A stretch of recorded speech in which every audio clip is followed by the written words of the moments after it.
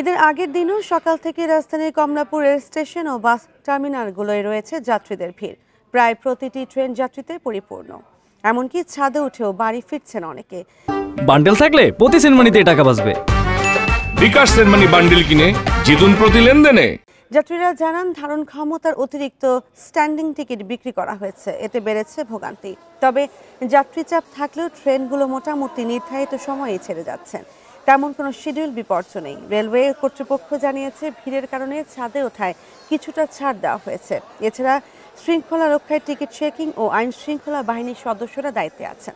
এদিকে মহাখালী, গাবতলী সহ বিভিন্ন বাস টার্মিনালে রয়েছে যাত্রীদের ভিড়। ভিড়ের কারণে টার্মিনালের আশেপাশের সড়কে দেখা দিয়েছে যানজট, এতে ভোগান্তিতে পড়েছেন যাত্রীরা।